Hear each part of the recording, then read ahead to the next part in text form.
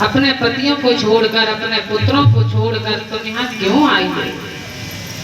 जाओ, लौट जाओ। शास्त्र कहता है कि पत्नी का धर्म है अपने पति की सेवा करे, अपने बच्चों की सेवा, अपने सास ससुर की सेवा। तुम यहाँ क्यों आए हो? भगवान ने कहा, देखो मैं एक कहानी सुनाता हूँ तुमको। एक पतिव्रता नारी थी। वो आंगन में बैठी बैठी चावल को बीन रही थी। उसका पति बाहर अपना काम करने गया था। तो हारा तथा आया और आकर के पत्नी की गोद में सिर रखकर लेट गया। उस नारी का 15 महीने का छोटा सा बालक था। घर में यज्ञ कुंड बना था, उसमें अग्नि जल रही थी।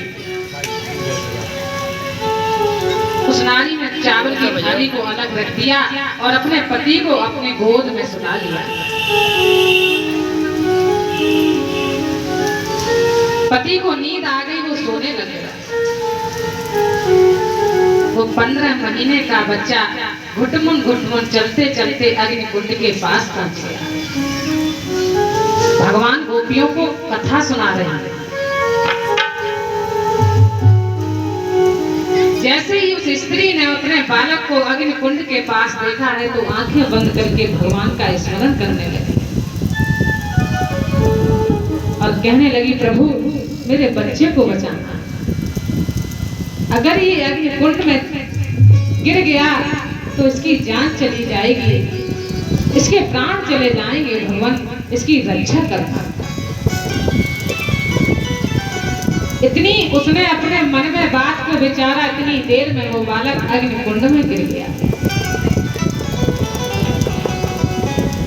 2 घंटे बाद जब पति की नींद खुली, पति उठकर बैठा है, पत्नी दौड़ी दौड़ी आई है अग्नि कुंड के पास। उस अग्नि कुंड में उस बालक को देखा है तो वो किलोरे कर रहा है, अपने छोटे छोटे हाथ पैरों को चला रहा है। देवी, उस नारी ने उस बालक को निकाला और अपने गोद में लिया और लाड़ द्वार करने लगी। ये कैसे हुआ? अग्नि चंदन के समान हो गई। पातिव्रत धर्म में इतनी शक्ति होती है। गोपियों, तुम क्या जानते हो?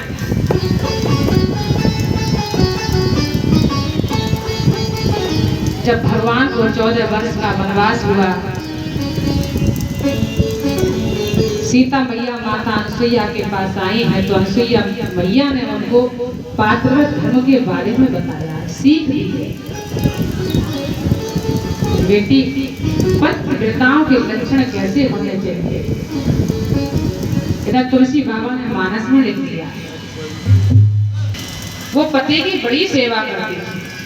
पति को नहलाती, दुलाती, भोग लगाती, आरती करती, चरण सेवा करती, वस्त्र धोती, सारे काम करती, बहुत सेवा करती। एक बार उसके पति ने कहा, देवी हम तो धनोपार्जन के लिए बाहर जा रहे हैं, कम से कम 1 साल लग जाएगा। उस नारी ने कहा, स्वामी मैं तुम्हारे बगैर कैसे रहूंगा? अगर मैं जब तक आपकी सेवा नहीं कर लेती तब तक मैं भोजन नहीं करती, मुझे अच्छा नहीं लगता, मैं कैसे रहूंगी? तो उस पति ने कहा, देखो मैं अपनी मूर्ति मिट्टी की बनाकर तुमको दे जाता हूँ और जब तक मैं लौट कर नहीं आता तब तक तुम इस मिट्टी की मूर्ति की सेवा करो, मुझे समझ कर। पति ने वैसा ही किया। पत्नी ने उस मूर्ति को लिया, भगवान की अलमारी में रख लिया। अब नित्य प्रतिदिन सेवा करती थी। 1 साल बाद पति लौट कर जब आया, दरवाजा बंद था, पत्नी पति की सेवा कर रही थी। इधर पति जब दरवाजे पे खड़ा है तो कुंडी खटखटा रहा है, खोलो खोलो। वो मिट्टी की मूर्ति की सेवा कर रही थी। 1 घंटा हो गया खटखटाते खटखटाते, लेकिन दरवाजा नहीं खुला। भगवान आप ही बताएं कि उस नारी को मिट्टी के पति की पूजा करनी चाहिए या फिर जो साक्षात पति आ गया तो उसका स्वागत करना चाहिए। भगवान ने कहा रे ये कोई बात समझने की है, जब साक्षात पति आ गया तो मिट्टी के पति की सेवा करने में क्या रखा, क्यों करे? उसको जाकर के दरवाजा खोलना चाहिए और अपने पति का स्वागत करना चाहिए। गोपियों ने कहा बस भगवान, मैं आपके श्री मुख से यही सुनना चाहती हूँ। अरे संसार के पति तो शरीर के पति हैं, लेकिन आत्मा के